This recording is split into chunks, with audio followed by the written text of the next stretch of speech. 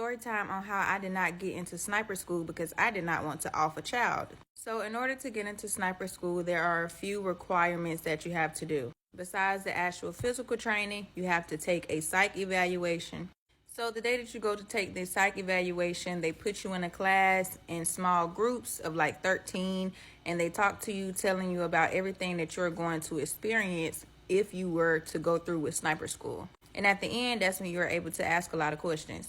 So basically, they tell us that you're going to have to go into the woods. You're going to be out there in the dark by yourself for a long time.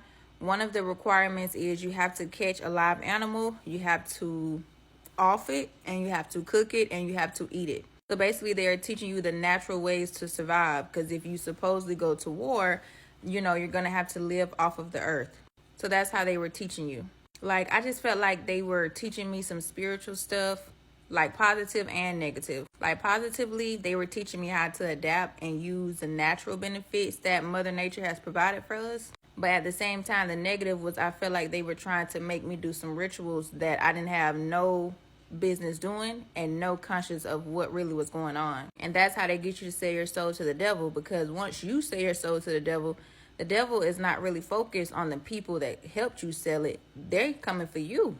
Anyway, so they're telling us about some other things that you have to do. So that was one of the things you got to do. You got to catch a live animal, and you have to off the animal. I have had field exercises where I have had to sleep in a foxhole. Basically, it's where you have to dig up dirt in the ground and make the letter V, and you lay in one side and your partner lay on the other side, because you have to have a battle buddy with you. But in sniper school, there were going to be no battle buddies, so you was going to be out in the field by yourself. It also was not going to be just a few weeks, so this was going to be ongoing. I had never been outside in the field for more than 1 month at a time.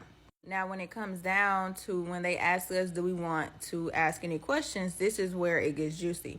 Somebody asked, how long is the run? Because we have a physical test to do as well after the psych evaluation. So he was like, basically the run was 4 miles. We were used to running 2 miles.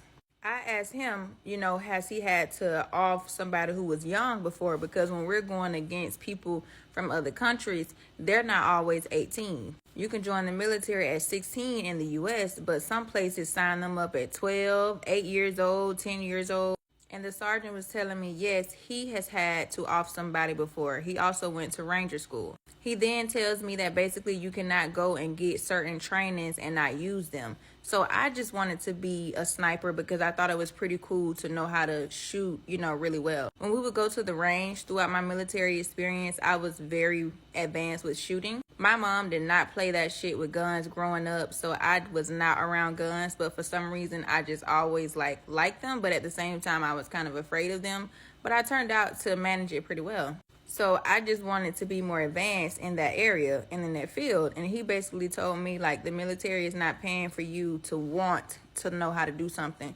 If they're going to send you to sniper school, you're going to have to go use that training. So I knew then that I was out. And so did a lot of people know. A lot of people purposely failed the run. A lot of people purposely failed the psych evaluation, because if you fail the run, the psych evaluation, you cannot get into sniper school. My camp had 486 people and only 17 people joined. Well, only 17 people passed. So my sergeant was telling me that when he was in, he had to off a child who he know was probably maybe 6, maybe 5, 7 years old. But he was saying that in the heat of the moment, that child is trained to off you. That child doesn't have any remorse. So it's either you off that child or that child is going to off you, and they're not going to feel bad about it. The child is going to see you as you are trying to endanger them. Meanwhile, you're looking at the child like it's so precious and cute. I just don't have the heart to off a kid and move on with my life.